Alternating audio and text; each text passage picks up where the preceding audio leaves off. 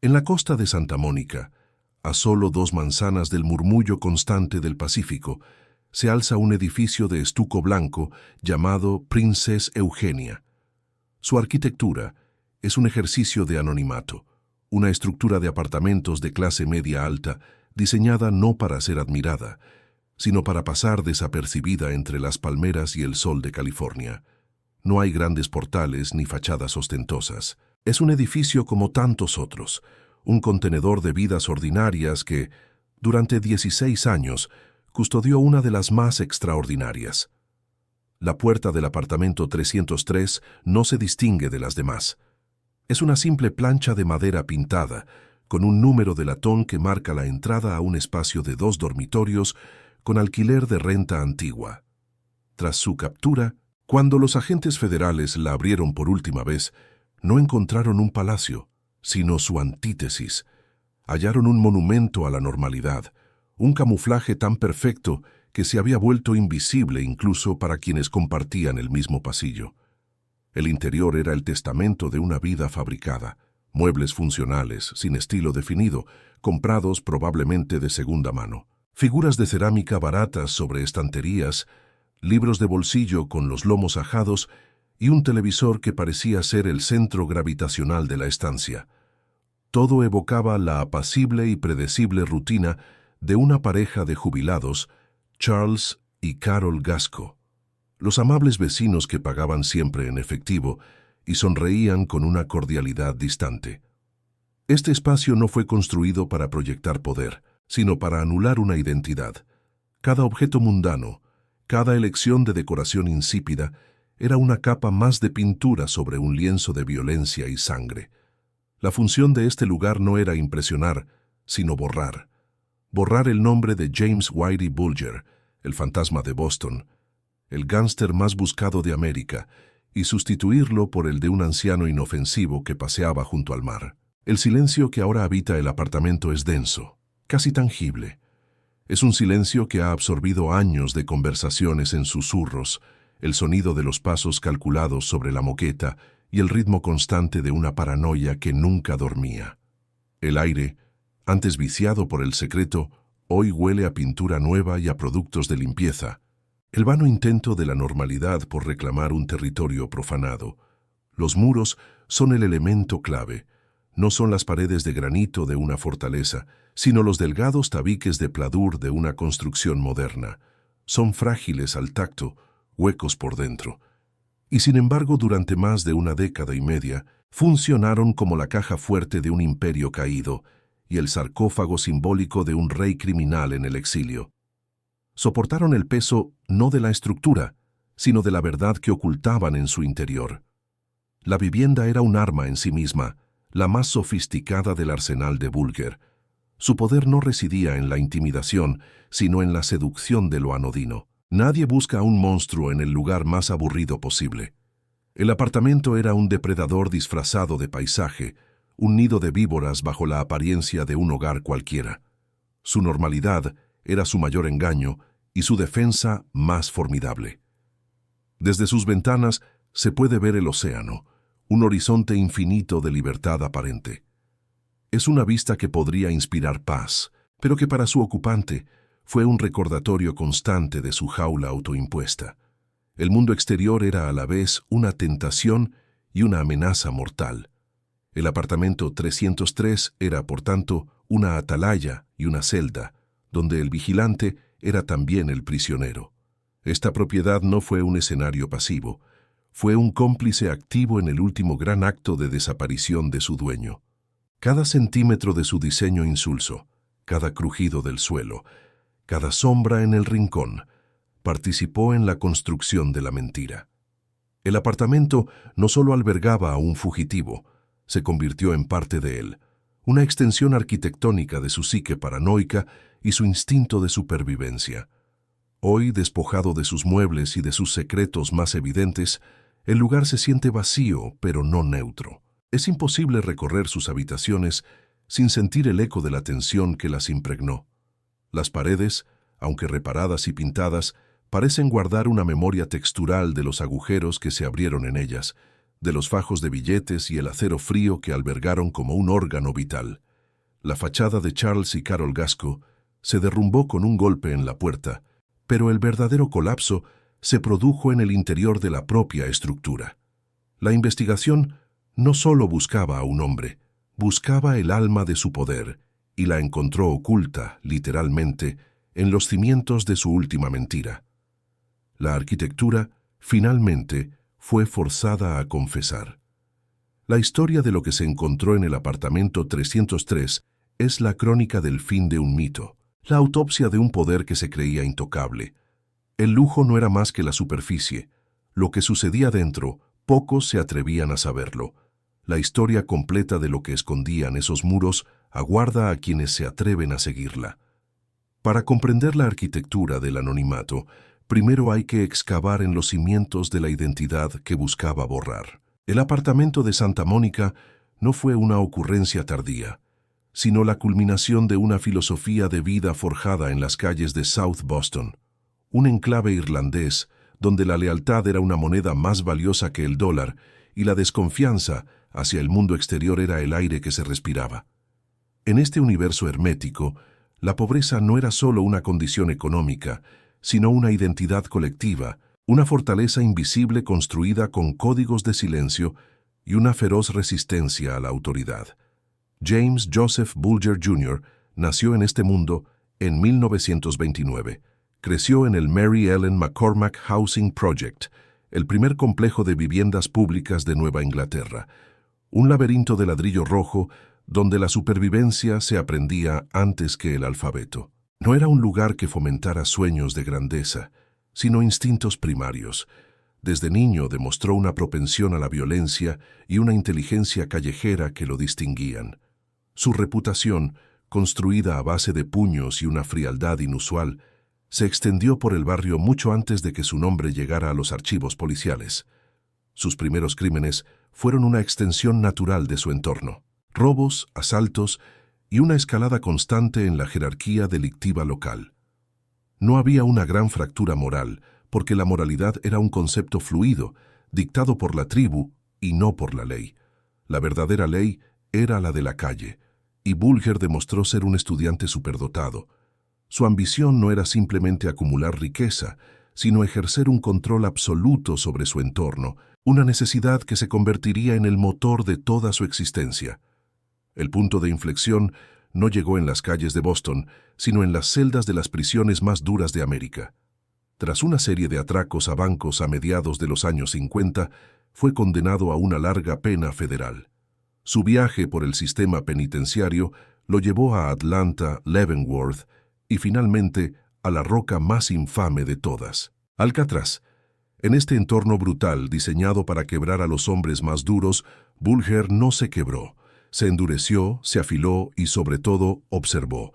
Fue en la prisión federal de Atlanta donde su psique sufrió una alteración fundamental.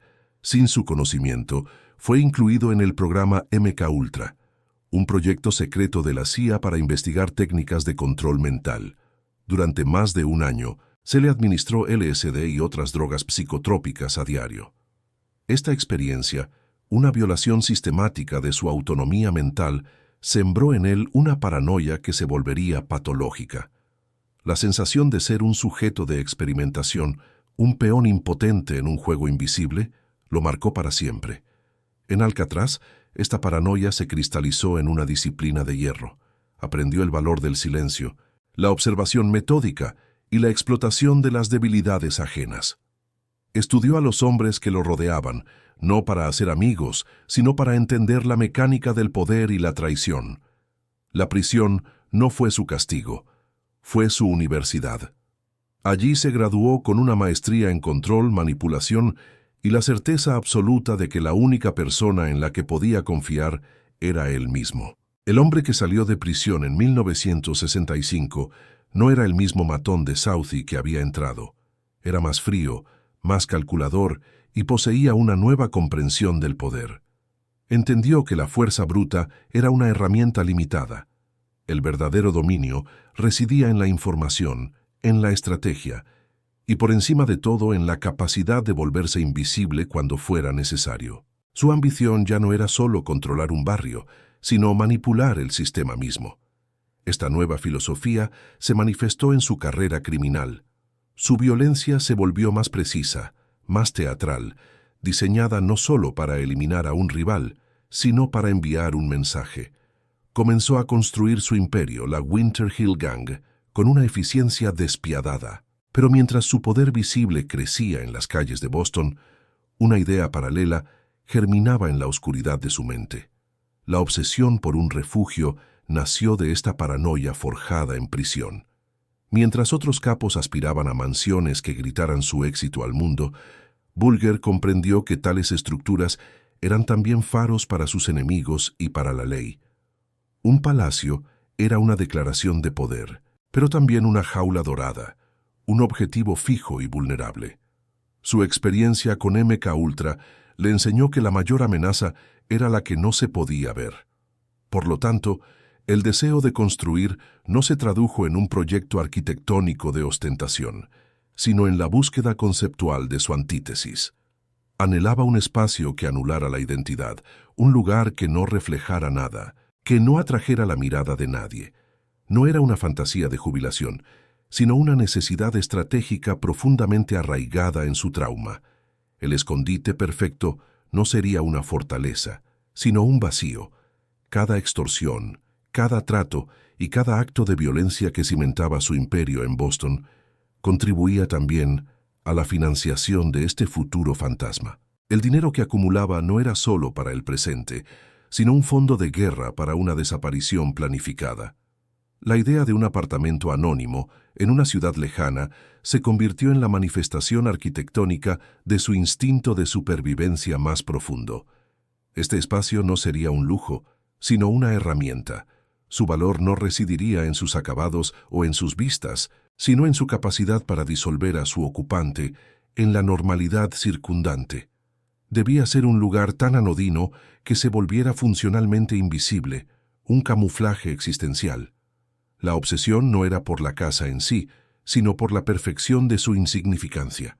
Así, la necesidad de un lugar como el apartamento 303 no surgió en el momento de la huida, sino décadas antes, en la mente de un prisionero que juró que nunca más perdería el control. Era la póliza de seguros definitiva, la jugada final en un juego que sabía que, tarde o temprano, se volvería en su contra. La idea de la invisibilidad era su verdadera mansión. Mientras las calles de Boston temblaban bajo su poder, Bulger ya estaba diseñando mentalmente su propio exilio. Cada ladrillo de su imperio criminal tenía su contrapartida en el plano de su futura inexistencia.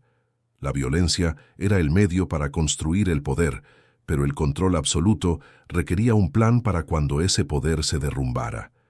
El apartamento Princess Eugenia, aunque todavía desconocido para él, ya existía como un arquetipo en su mente, un no lugar, un santuario de la banalidad, la fortaleza definitiva para un hombre que había aprendido de la peor manera que ser visto era ser vulnerable. Su ascenso fue, por tanto, la crónica de una doble construcción. Por un lado, el levantamiento de un imperio del crimen visible y temido.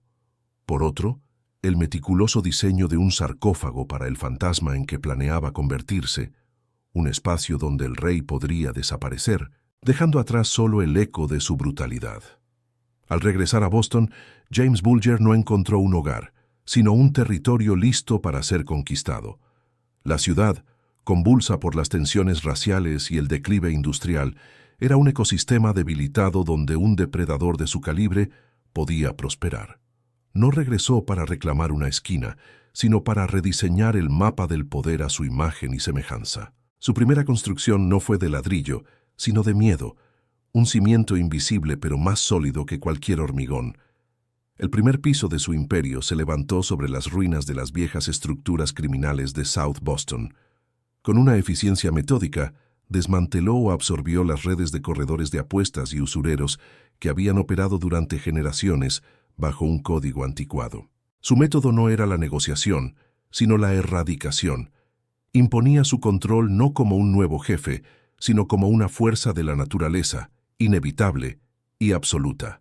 La Winter Hill Gang, bajo su liderazgo y el de su socio Stephen Flemmi, se transformó de una banda de matones irlandeses a una organización criminal disciplinada y jerárquica. Bulger era el arquitecto y el ingeniero jefe. Cada miembro tenía una función específica. Cada operación estaba planificada con precisión militar. La lealtad se exigía como un impuesto y la desobediencia se castigaba con una violencia que era a la vez un final y una lección para los supervivientes. Esta violencia se convirtió en la argamasa que unía el imperio. No era impulsiva ni caótica, era performativa. Cada asesinato, cada acto de tortura, estaba diseñado para ser un espectáculo de poder, un mensaje grabado en la memoria colectiva de la ciudad. Las víctimas no solo eran eliminadas, eran convertidas en monumentos al terror, sus historias susurradas en los bares y callejones, reforzando los muros invisibles del territorio de Bulger. El gran giro estructural llegó en 1975, con la construcción de un pilar que sostendría todo el edificio durante casi 2 décadas. El agente del FBI, John Connolly, un hijo de Southey que veía en Bulger no a un criminal, sino a un icono de su propio barrio, lo reclutó como informador. Fue el pacto fáustico que elevó a Bulger de capo local a rey intocable. El Estado, en su afán por destruir a la mafia italiana, se alió con un monstruo de su propia creación. Esta alianza profana funcionaba con una simbiosis letal. Bulger proporcionaba información que diezmaba a la familia patriarca, sus principales competidores, mientras Connolly le ofrecía a cambio un escudo de impunidad. Le alertaba de investigaciones, eliminaba su nombre de los informes y filtraba los nombres de otros confidentes para que fueran ejecutados. El FBI no solo miraba para otro lado, sostenía activamente la escalera por la que Bulger ascendía.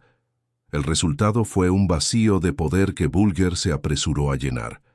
A medida que los líderes de la mafia italiana caían, su organización se expandía, absorbiendo sus negocios y territorios. No fue una conquista militar, sino una demolición controlada, donde el propio gobierno le entregaba los explosivos. Su poder ya no se medía por el control de las calles, sino por su capacidad para manipular los pasillos del poder federal. Este escudo de protección federal cambió fundamentalmente la arquitectura de su imperio. Ya no era una fortaleza asediada, vulnerable a los ataques de la ley. Se había convertido en una entidad parásita, fusionada con su anfitrión, un tumor maligno que crecía dentro del sistema de justicia, alimentándose de su corrupción y su ceguera deliberada. Al mismo tiempo, se erigía un segundo pilar, esta vez en el ámbito político. Su hermano menor, William Billy Bulger, no era un criminal, sino una de las figuras más poderosas de la política de Massachusetts. Como presidente del Senado estatal, su influencia era inmensa, proyectando una sombra protectora sobre el apellido Bulger. Su poder era un muro de contención silencioso pero formidable. Aunque nunca se demostró una complicidad directa, la mera existencia de Billy Bulger creaba un campo de fuerza alrededor de su hermano. La policía estatal, los fiscales locales y los políticos eran reacios a investigar a fondo a un hombre cuyo hermano controlaba los presupuestos y las carreras políticas. El nombre Bulger se convirtió en sinónimo de poder, una marca que abría unas puertas y cerraba otras con la misma eficacia. Con estos dos pilares, el federal y el político, firmemente anclados, la estructura de poder de Whitey Bulger parecía indestructible. Era una trinidad profana de influencia criminal, legal y política, un edificio de 3 fachadas que se protegían mutuamente. Atacar una de ellas significaba enfrentarse a la fuerza combinada de las otras 2. El imperio había alcanzado una estabilidad estructural que ningún otro capo de Boston había soñado jamás. Aseguradas las defensas, comenzó la fase de expansión. El imperio añadió nuevas salas, diversificando sus actividades hacia empresas más lucrativas y de mayor alcance. La extorsión y las apuestas, que habían sido los cimientos, ahora solo eran el vestíbulo de un conglomerado mucho más vasto y oscuro, financiado por el narcotráfico y el contrabando de armas. El mito de que Bulger mantenía las drogas duras fuera de South Boston fue una de sus ficciones más logradas. En realidad, controlaba su distribución, inundando los mismos barrios que pretendía proteger mientras eliminaba a cualquier traficante que operara sin su permiso. El dinero de la droga fluía en cascadas, un torrente de capital que engrasaba su maquinaria de corrupción y violencia. Su ambición trascendió las fronteras de Boston, llegando a establecer una red de contrabando de armas para el IRA. Esta operación no solo le proporcionó enormes beneficios, sino que también reforzó su imagen en la comunidad irlandesa estadounidense, añadiendo una capa de legitimidad ideológica a su empresa criminal. Era a la vez un gángster y un supuesto patriota. A medida que el imperio crecía, la crueldad de su arquitecto se volvía más refinada y sádica. Los asesinatos ya no eran solo una herramienta de control, sino también una expresión de su dominio psicológico. Disfrutaba del proceso de deshumanización de sus víctimas, a menudo participando personalmente en interrogatorios que terminaban con estrangulamientos o disparos a quemarropa. En la cúspide de su poder, durante la década de 1980, el control de James Bulger sobre Boston era casi feudal. Recaudaba impuestos de todos los negocios ilícitos, resolvía disputas y dictaba sentencias de muerte con la autoridad de un monarca absoluto. Su imperio no tenía una sede física ostentosa, porque el imperio era la ciudad misma. Sin embargo, el arquitecto de este vasto edificio de poder era también su principal saboteador. La paranoia, sembrada en las celdas de Atlanta y Alcatraz, nunca le abandonó. Comprendía mejor que nadie que toda estructura, por sólida que parezca, tiene un punto de ruptura. Cada dólar que entraba se dividía mentalmente en dos fondos, uno para mantener el imperio, otro para financiar su inevitable demolición y huida. Mientras su nombre infundía terror en las calles de Boston, en su mente ya se estaba dibujando el plano de su antítesis. La idea del apartamento anónimo, del refugio de la insignificancia, no era un plan de contingencia, sino el objetivo final de toda la empresa. El ascenso meteórico era simplemente el medio para acumular los recursos necesarios para una desaparición perfecta. La construcción del imperio de la Winter Hill Gang y la planificación de la fortaleza del anonimato en Santa Mónica eran dos caras de la misma moneda, dos proyectos arquitectónicos simultáneos. Uno era un monumento visible al poder, construido con miedo y corrupción. El otro era un santuario invisible para la supervivencia, diseñado con la lógica fría de un prisionero que juró no volver a ser atrapado nunca más. Su obra maestra no fue, por tanto, el imperio que todos veían y temían, sino la puerta de escape secreta integrada en sus mismos cimientos. Toda la estructura de poder en Boston fue concebida con una obsolescencia programada, diseñada para ser abandonada en el momento preciso, dejando atrás solo un eco de su brutalidad, mientras su arquitecto se desvanecía en el vacío. Otros constructores de imperios criminales miden su ego en estructuras físicas. ¿Qué detalle revela mejor la vanidad del constructor? ¿El salón de baile de mármol, las ventanas blindadas o la cámara acorazada subterránea? En la década de 1980, el imperio de James Bulger no se medía en metros cuadrados de mármol, sino en kilómetros de silencio temeroso. Su palacio no era una estructura de ladrillo y mortero, sino la propia ciudad de Boston, un organismo vivo que había aprendido a respirar a su ritmo. Las calles no eran vías públicas, sino los pasillos de su feudo personal, y sus habitantes, súbditos que entendían las reglas no escritas que emanaban de su voluntad. El aire mismo parecía cargado con la estática de su poder, una presencia invisible, pero omnipresente.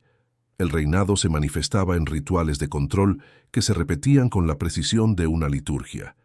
No había grandes ceremonias ni desfiles. El poder se ejercía en la penumbra de los bares irlandeses, en las trastiendas de los comercios y en los aparcamientos desiertos. Cada semana sus lugartenientes recorrían el territorio recaudando el tributo, un impuesto sobre el miedo que financiaba la maquinaria. El dinero fluía hacia él no como un torrente, sino como una red capilar que extraía la sangre de cada rincón de la ciudad. Su autoridad no se sostenía sobre un trono, sino sobre la ausencia de uno. Su oficina era el asiento de copiloto de un coche, su sala de juntas, una mesa al fondo de un local ruidoso. Desde estos centros de poder móviles dirigía una sinfonía de extorsión, narcotráfico y violencia. Su presencia física era rara, calculada, no necesitaba ser visto para ser obedecido. El eco de sus acciones era suficiente para mantener la disciplina. Era un rey espectral, gobernando a través de emisarios y leyendas. La arquitectura de este imperio era psicológica. Sus muros no eran de piedra, sino de intimidación. Sus cimientos no eran de hormigón, sino de secretos compartidos y traiciones ejecutadas. Cada acto de violencia era un ladrillo más en esta construcción. Un rival desaparecido no era solo un enemigo menos. Era una columna invisible erigida en la memoria colectiva, un recordatorio perpetuo de las consecuencias de la deslealtad. El lujo de Bulger no era material, era la impunidad. Mientras otros capos acumulaban coches deportivos y joyas, su mayor tesoro era el número de teléfono de su contacto en el FBI. Esta conexión era la viga maestra que sostenía toda la estructura, permitiéndole operar a plena luz del día, protegido por el mismo sistema que debía cazarlo. Era el parásito perfecto, tan íntimamente fusionado con su anfitrión que resultaba imposible extirparlo sin dañar al propio cuerpo. Las fiestas de este reinado no se celebraban con champán, sino con la eliminación sistemática de la competencia. Cada capo de la mafia italiana que caía gracias a sus soplos era una celebración de su genio estratégico. No luchaba contra sus enemigos en la calle, los hacía desaparecer desde los despachos del gobierno federal. Su verdadero salón de baile era el vacío de poder que dejaban atrás, un espacio que él ocupaba con una eficiencia depredadora. El control se extendía más allá de lo criminal. Se infiltraba en los sindicatos, en los proyectos de construcción y en la política local. El imperio tenía tentáculos que llegaban a todos los estratos de la vida de Boston. Negarse a sus demandas no era una simple decisión empresarial, era un acto suicida. La ciudad se había convertido en un ecosistema cerrado, donde él era la cúspide de la cadena alimentaria. Dentro de esta fortaleza urbana, la vida de Bulger era un ejercicio de paranoia disciplinada. Su rutina era la de un carcelero vigilando su propia prisión. Cambiaba constantemente de vehículos, utilizaba nombres en clave y nunca dormía 2 noches seguidas en el mismo lugar si sentía la más mínima amenaza. Vivía como un fugitivo mucho antes de serlo, porque entendía que la invencibilidad era una ilusión peligrosa. Sus relaciones humanas eran transacciones. La lealtad no era un sentimiento, sino un contrato que se renovaba a diario bajo la amenaza de una aniquilación instantánea. Incluso con su socio más cercano, Stephen Flemmi, existía una distancia calculada. No había camaradería, solo una alianza funcional entre 2 depredadores que entendían que la confianza era una debilidad que ninguno de los dos podía permitirse. El grotesco aislamiento era el precio del poder absoluto. Rodeado de gente que le temía, estaba profundamente solo. Su mente era un búnker sellado, un espacio al que nadie tenía acceso. En el apogeo de su influencia, cuando podía conseguir cualquier cosa que deseara, lo único que se le negaba era una conexión humana genuina. El rey estaba solo en su castillo de miedo. Este búnker psicológico se proyectaba en su entorno. No buscaba la ostentación que pudiera atraer miradas no deseadas. Sus escondites eran apartamentos modestos, casas anodinas que se fundían con el paisaje urbano. Eran extensiones de su propia psique, una fachada de normalidad que ocultaba un arsenal de secretos y violencia latente. La banalidad era su camuflaje, la mejor muralla para su fortaleza. El teatro de su poder requería una escenografía cuidadosamente construida. Para el barrio de South Boston, cultivaba la imagen del protector, del gángster con un código de honor que mantenía las drogas duras lejos de los niños y castigaba a los pequeños delincuentes. Era una ficción maestra, una obra de relaciones públicas que le proporcionaba una base de apoyo popular y un escudo contra la curiosidad de las autoridades locales. Esta dualidad era su arma más sofisticada. Era a la vez el monstruo que aterrorizaba el submundo y el vecino que ayudaba a una anciana a cruzar la calle. Esta capacidad para compartimentar su identidad le permitía moverse entre dos mundos, manipulando las percepciones de todos los que le rodeaban. Nadie veía la imagen completa, solo la faceta que él decidía mostrarles. Sin embargo, incluso en la cima, las grietas comenzaban a aparecer en la fachada. La dependencia del FBI era una espada de doble filo. Su protector, John Connolly, era un hombre ambicioso y corrupto, un pilar inestable sobre el que se apoyaba todo el peso del imperio. La estructura se había vuelto demasiado grande, demasiado compleja, y el pacto que la sostenía era inherentemente frágil. La violencia, que había sido la argamasa, también se estaba convirtiendo en un disolvente. Cada cuerpo enterrado era un secreto que amenazaba con salir a la superficie. El número de personas que conocían la verdad sobre sus crímenes crecía con cada asesinato, aumentando exponencialmente el riesgo de una traición. El castillo de naipes se mantenía en pie por pura inercia y miedo. Los rituales de control se volvieron más compulsivos, un intento de reforzar una estructura que sentía que podía ceder. Se obsesionó con la vigilancia de sus propios hombres, utilizando la tecnología de escuchas para monitorizar sus conversaciones. El vigilante se había convertido en un prisionero de su propia red de espionaje, atrapado en un ciclo de desconfianza autoalimentado.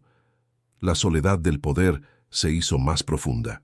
El silencio en sus casas de seguridad ya no era una elección estratégica, sino una condición existencial. El eco de sus crímenes resonaba en las habitaciones vacías, una compañía constante que le recordaba la naturaleza precaria de su reinado. El trono era, en realidad, una celda de aislamiento de lujo. Fue en este apogeo de poder y paranoia donde el plano de su futuro exilio tomó su forma definitiva.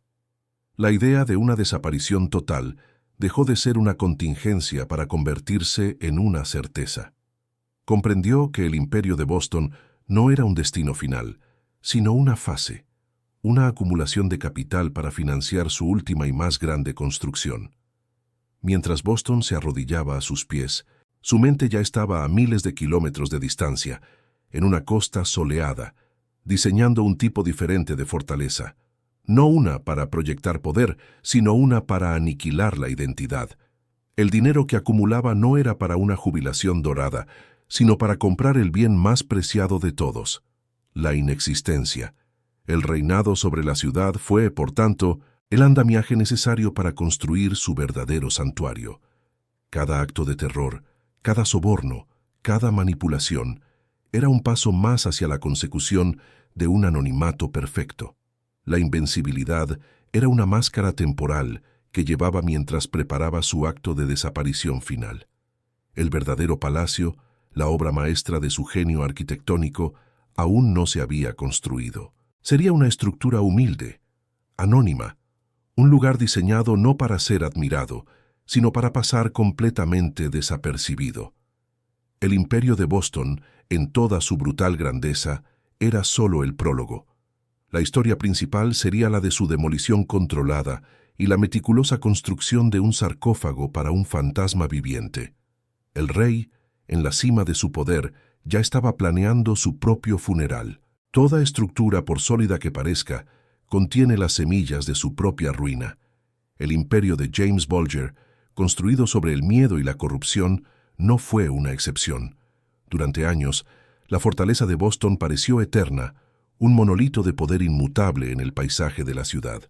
Sin embargo, mientras su arquitecto vivía una vida de silencio disciplinado en la costa opuesta, los cimientos que había abandonado comenzaron a erosionarse, no por un asalto frontal, sino por la lenta e inexorable acción del tiempo y la verdad.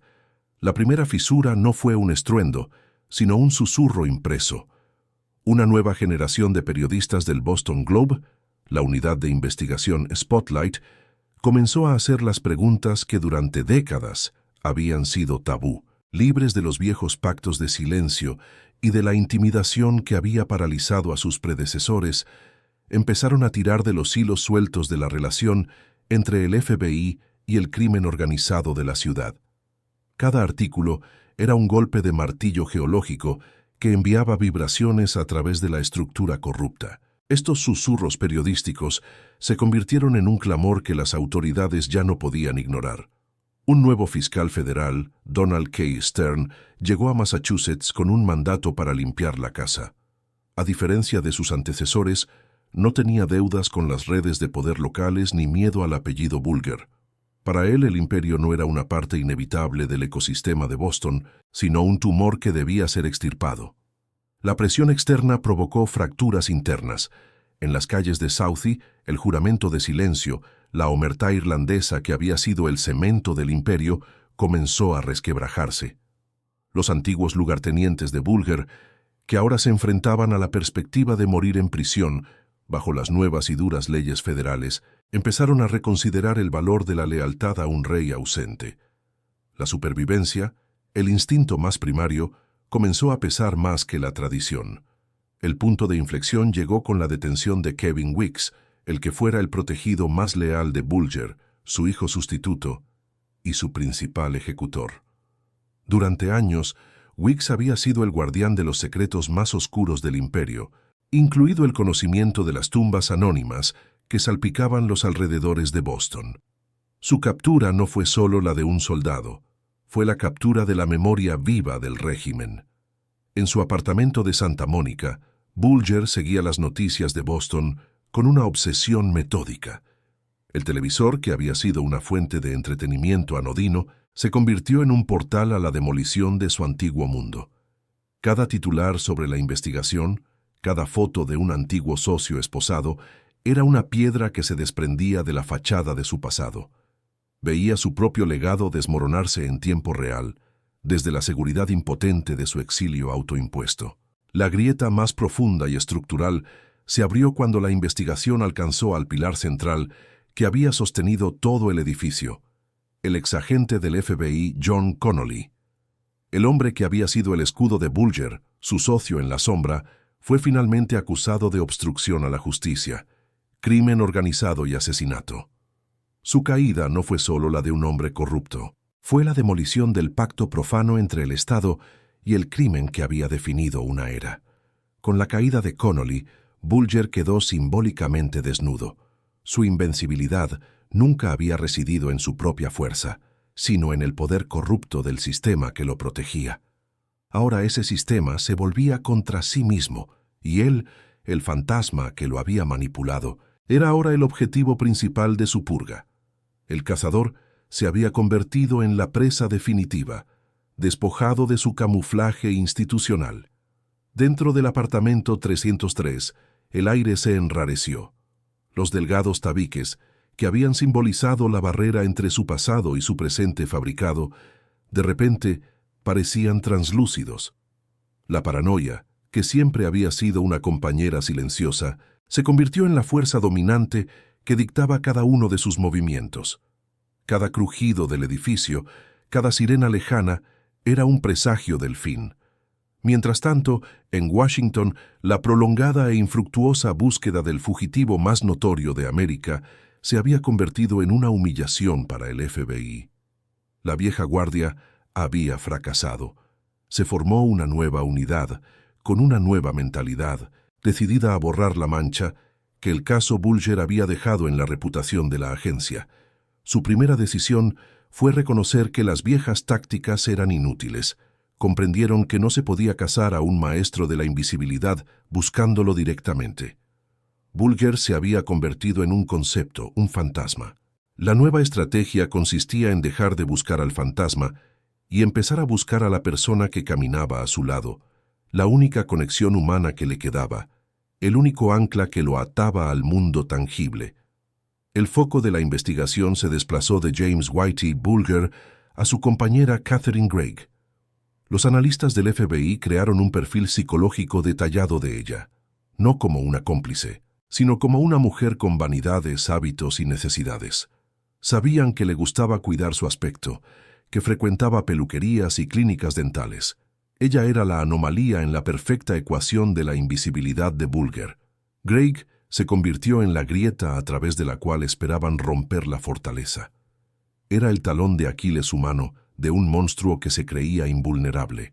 La lógica era impecable. Mientras Bulger podía vivir como un asceta paranoico, ella todavía anhelaba los pequeños rituales de una vida normal. Esas rutinas, por insignificantes que parecieran, eran un rastro, una firma en el paisaje anónimo que habían construido. Así nació una de las estrategias de captura más inusuales de la historia moderna. El FBI decidió no lanzar una campaña de miedo, sino una de familiaridad. No se dirigirían a los informantes del AMPA, sino a la gente corriente, específicamente a las mujeres de la edad y el entorno de Craig. El arma elegida no sería una redada, sino un anuncio de servicio público. La campaña mediática se diseñó con una precisión quirúrgica. Los anuncios se emitieron durante programas de televisión diurnos, magazines y programas de entrevistas, los hábitats mediáticos naturales de su público objetivo.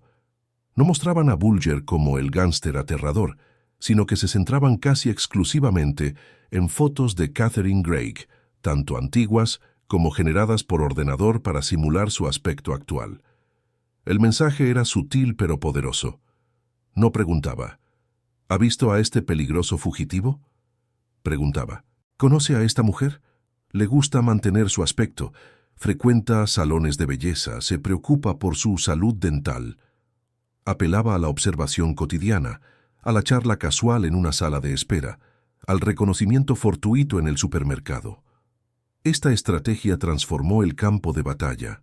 Ya no se trataba de una cacería en el submundo criminal, sino en el mundo de la superficie, en la banalidad de la vida suburbana. Cada vecino, cada comerciante, cada persona con la que se cruzaban en sus paseos por la playa de Santa Mónica se convirtió, sin saberlo, en un agente potencial del FBI. El santuario de la normalidad se convirtió en una trampa. La misma fachada que los había protegido durante 16 años era ahora el escenario donde se representaría el acto final de su captura. Su mayor fortaleza, la capacidad de mezclarse con el entorno, se había convertido en su vulnerabilidad más crítica. Estaban a la vista de todos, escondidos en la más absoluta normalidad. Dentro del apartamento 303, el mundo exterior, que habían mantenido a raya con tanto esmero, comenzó a filtrarse a través de la pantalla del televisor de una forma nueva y aterradora. Los anuncios no eran sobre un pasado lejano en Boston, eran sobre ellos, en el presente. La campaña del FBI había perforado los muros de su escondite, no con fuerza bruta, sino con ondas de radio. La fortaleza del anonimato había sido violada. Ya no eran invisibles, simplemente no habían sido reconocidos todavía. El aire en el apartamento se volvió pesado con el peso de una certeza inminente. El golpe en la puerta ya no era una posibilidad abstracta, sino el sonido final de un reloj cuya cuenta atrás había comenzado. El asalto final no se planeó en una sala de guerra, sino en una de marketing. La estrategia del FBI, nacida de la humillación y la desesperación, no buscaba infundir miedo en el fugitivo, sino apelar a la vanidad de su compañera. Se dieron cuenta de que para atrapar a un fantasma no había que mirar a la oscuridad donde se escondía, sino a la única luz que todavía proyectaba una sombra, por tenue que fuera. La campaña no fue una demostración de fuerza, sino una obra maestra de la guerra psicológica. Los anuncios de servicio público se convirtieron en el arma más insidiosa. Emitidos durante los programas matinales y las telenovelas, transformaron a millones de espectadoras en una red de vigilancia involuntaria. No pedían que se buscara a un asesino, sino que se reconociera a una vecina, a una clienta de la peluquería, a la mujer de la cola del supermercado. El FBI no armó al público con pistolas, sino con la imagen de Catherine Craig y la descripción de sus hábitos. El santuario de Santa Mónica, concebido como una fortaleza de anonimato, se convirtió de la noche a la mañana en una jaula de cristal. Cada paseo por la playa, cada visita a la farmacia, cada interacción superficial con los vecinos se convirtió en un riesgo calculado. La normalidad que habían cultivado con tanto esmero durante 16 años era ahora el escenario donde se representaría su captura. El propio paisaje que les servía de camuflaje se había vuelto en su contra. La llamada que sentenció su destino no provino de un confidente del AMPA de Boston, sino de una residente del mismo edificio Princess Eugenia. Anna Björnsdóttir, una ex Miss Islandia que vivía 2 pisos más abajo, vio un reportaje en la CNN sobre la nueva campaña del FBI. La imagen de Catherine Greig y la del amable pero distante vecino Charlie Gasco se fusionaron en su mente, resolviendo un rompecabezas que ni siquiera sabía que existía. La recompensa de $2 millones sirvió como el catalizador final. La traición, por tanto, no fue un acto de venganza del submundo, sino una transacción comercial. Un final irónicamente apropiado para un hombre cuyo imperio se había construido sobre la base de tratos corruptos y traiciones calculadas. La lealtad, el código que él había exigido de forma absoluta y que nunca había ofrecido, no tuvo ningún papel en su caída. Fue el pragmatismo, el incentivo económico, lo que finalmente rompió el sello de su escondite. Una vez recibida la información, la maquinaria del Estado, que durante décadas había sido su cómplice y protectora, se movilizó con una precisión quirúrgica. El plan no era un asalto frontal. Sabían que el apartamento era un arsenal latente y que cualquier movimiento en falso podría desencadenar un baño de sangre.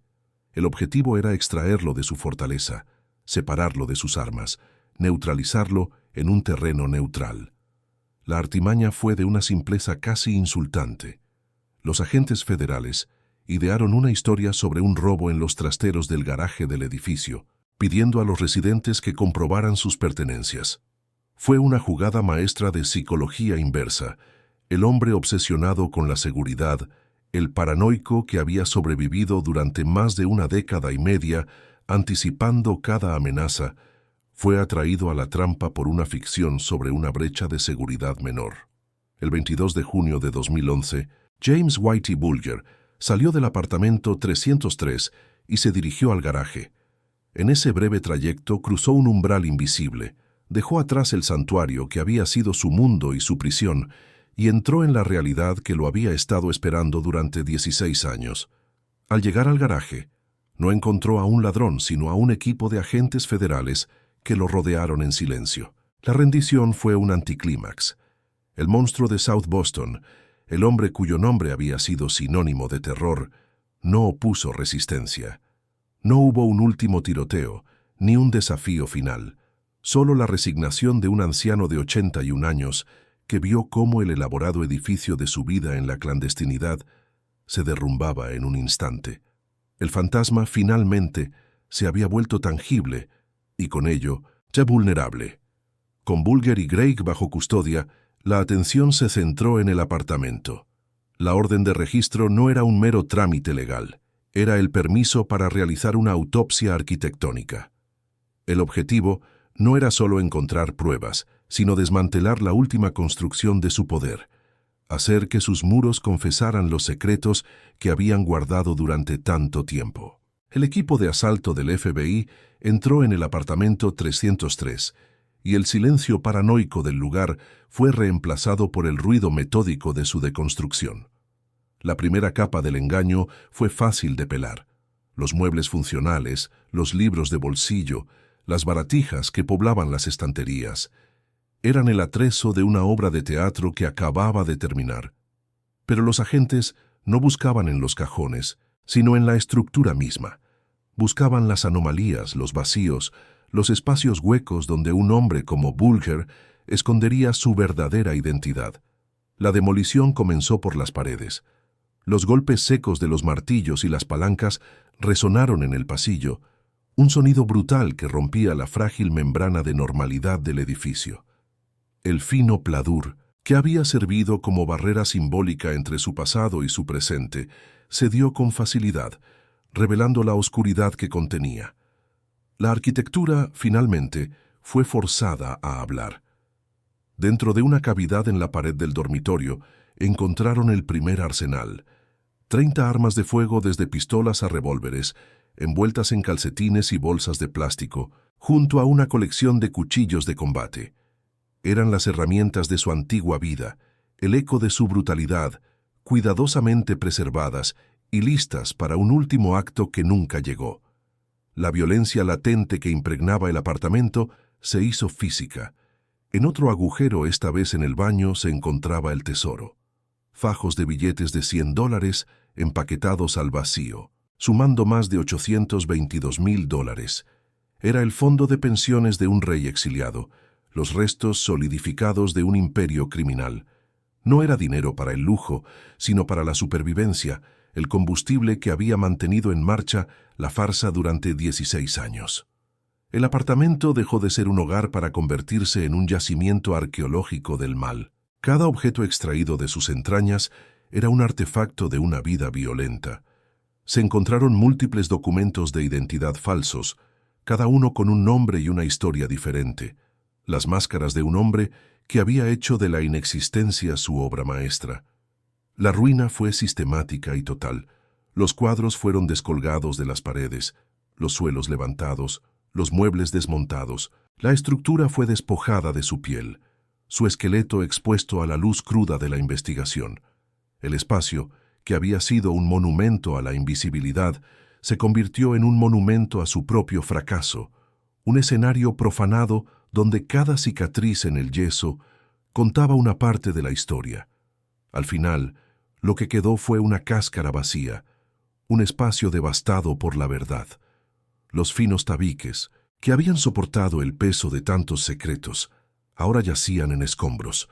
La fortaleza del anonimato, la construcción más sofisticada de Bulger, demostró ser tan frágil como el hombre que la habitaba. Su colapso no fue un estruendo, sino el sonido sordo de un muro hueco al ser derribado. El apartamento 303 no fue simplemente registrado, fue exorcizado. La energía contenida de la violencia y la paranoia fue liberada, dejando atrás un vacío que ni la pintura nueva ni los nuevos inquilinos podrían llenar por completo. La arquitectura había dado su testimonio final, la confesión material de un monstruo que se había escondido a plena vista. ¿Dónde reside realmente el poder? ¿En el hormigón o en lo que sobrevive a su caída? Si estas ruinas de la ambición humana le invitan a la reflexión, suscríbase para seguir explorando las estructuras que revelan la verdad oculta tras las fachadas del poder. Las cenizas de un imperio no se asientan sobre el campo de batalla, sino en los espacios silenciosos que deja atrás.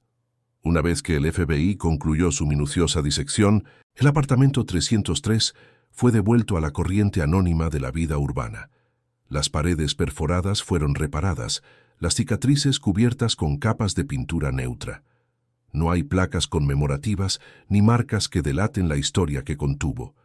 El espacio fue despojado de su identidad violenta y devuelto a su propósito original, ser un contenedor vacío, listo para albergar otra vida ordinaria, otra normalidad que, con suerte, no sería una farsa. La propiedad no fue demolida ni convertida en un macabro destino turístico. Su castigo fue mucho más sutil, la intrascendencia. Hoy, nuevos inquilinos habitan entre esos muros, quizás ajenos al peso del aire que respiran, a los susurros que la moqueta nueva no ha logrado sofocar del todo.